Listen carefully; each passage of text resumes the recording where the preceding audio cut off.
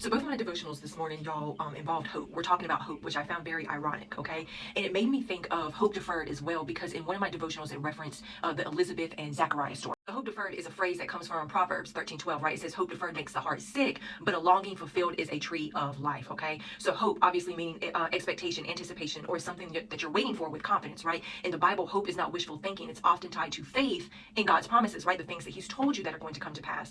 Deferred means drawn out, delayed, dragged along, right? It gives the image of something that keeps getting pushed into the future, almost like a moving finish line, okay? It makes the heart sick, right? Emotional, mental, and even physical weariness and discouragement can result when what we long for is delayed, okay? Especially in your waiting season, when you're waiting on the promises of God, it's very easy to get caught up in hope deferred, right? Because you receive words from God, or you see words related to your situation, and you receive it and you think it's happening a lot sooner.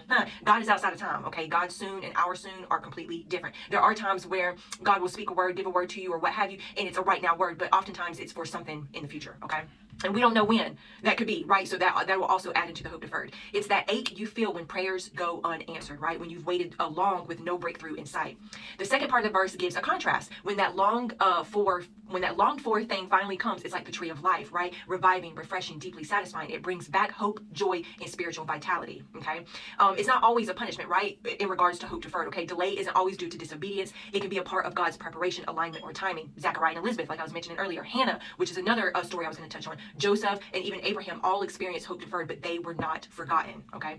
God uses the delay to refine you. Seasons of deferred hope can expose hidden areas of fear, right? Control, impatience, or idolatry. God gently uses this time to purify our hearts. He often asks, do you want the gift more than the giver, okay? And a lot of people subconsciously do. That's why a lot of people walk away from, this journey with God, their faith with God, their promises from God, because they are more, just being honest, they are more interested in the gift versus the giver, okay? And that's something God's going to test you on as well.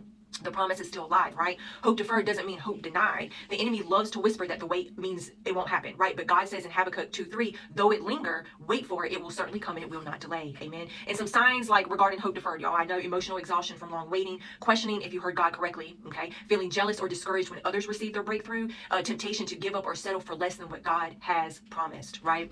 And I'm going to touch on Hannah and the Elizabeth and Zachariah story as well, because they both experienced hope deferred. The story of Elizabeth and Zachariah is found in Luke chapter 1, verses 5 through 25, okay? And it said both of them were righteous in the sight of God, but they were childless because Elizabeth was not able to conceive, and they were both very old, right? Despite their righteousness, Zachariah and Elizabeth lived for many years with the pain of unfulfilled desire. In their culture, not being able to bear a child, right, often brought shame, and it was wrongly assumed to be a sign of God's disfavor. So if you were not able to have a baby, people in that culture looked at you, they looked at you like there must be something wrong, God doesn't favor them, they don't live a righteous life, or what have you. So there was a lot of accusations that fell behind this stigma, if you will. Persistent faith in the midst of delay. Though the Bible doesn't detail their inner emotions during those years, their ongoing service to God suggests persistent faith, right? Even while hope seemed lost. Their story shows how faithfulness does not always equal immediate fulfillment, but God sees and remembers. Zachariah was chosen by Lot to burn incense in the temple. This was a once-in-a-lifetime moment, right? The angel Gabriel appears and tells Zachariah that his prayer has been heard. Elizabeth will bear a son. And Zachariah doubts, okay? He doubts, asking, how can I be sure of this? His heart had likely grown weary with disappointment. Even in the face of a miracle, he struggled to receive it. And that's like a case with a lot of us too, y'all. Like God can tell us this is going to happen, this is going to happen, and we're just like, well, how can I be sure, right? Because I've been praying for this for years, months, weeks, what have you, and I haven't seen anything come from it. So how can I be sure, right? So Zachariah is struck mute until the baby is born, not as punishment, but perhaps as a divine pause to reflect, watch, and believe in silence.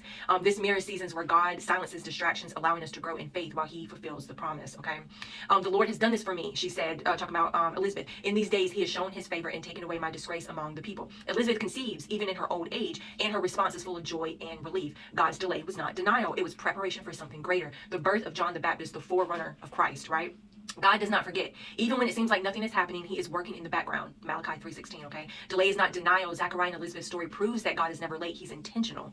Prophetic purpose. Their child wasn't just any child, but one destined to prepare the way for Jesus. Some delays are because the fulfillment is tied to divine purpose and timing. Weary hearts still receive, okay? So even if your hope has waned, God's faithfulness can break through your doubt, okay? And again, the Hannah story, right? And that was in 1 Samuel 1-2, okay? So, but Hannah, in verse 5, it says, but to Hannah, He gave a double portion because He loved her and the Lord had closed her womb, okay? So Hannah had everything, right? She was married. Her husband, it says Hannah is deeply loved by her husband, right? They had the finances, they had everything, okay? Double portioned, right? But she was not able to conceive, which is what she had been praying. On top of that, she had a rival, right? Peninnah mocked her year after year, intensifying her grief and shame.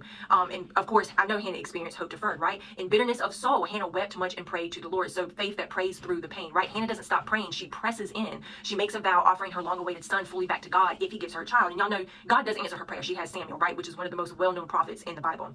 This is persistent prayer birthed from both pain and faith. She brings her brokenness to the one who can do something about it, right? Misunderstood but seen by God. In 1 Samuel 1:12-17, Eli the priest wrongly assumes that she's drunk because of how fervently she's praying, right? Hannah explains, I'm pouring out my soul before the Lord. Sometimes in seasons of delay, others misjudge our desperation, but God sees the heart. 1 Samuel 16:7, right? People look at the outside. People look at you on the exterior, but God looks at your heart. Peace before the promise, right? 1 Samuel 1:18. Then she went away and ate something, and her face was no longer downcast. After praying, her situation changes, right? Before the promise is fulfilled, peace enters her spirit. This shows the power of releasing our burden to God and trusting Him even before we see the results, right? And then, of course, the fulfillment, 1 Samuel 1:19-20, right? The Lord remembered her. Okay, just like He remembered Zachariah and Elizabeth, and like He remembers you. Okay, the Lord remembered her. So in the course of time, Hannah became pregnant and gave birth to a son. She named him Samuel because I asked the Lord for him. So God remembers Hannah, right, and answers her prayer in His timing. At the right time, the Lord, will make it happen, right? Isaiah 60:22. Her son Samuel becomes a prophet and priest used mightily by God to anoint kings and lead Israel, okay? God sees your tears even when others don't understand, right? Persistent prayer is powerful. God honors faith that clings to Him through the ache, and peace comes before the promise. When we fully release our desires to God, peace often comes even before the answer, right? Your answered prayer may bless nations. Hannah's son became a key part of Israel's story. Sometimes our delay holds weight because the promise has a greater purpose. Unfortunately, y'all, I don't have time to read the devotional for today, which was called Watching in Hope for May 10th. But what I'm going to do is I'm going to take a picture of this and put it in my video, and then y'all can read it from there.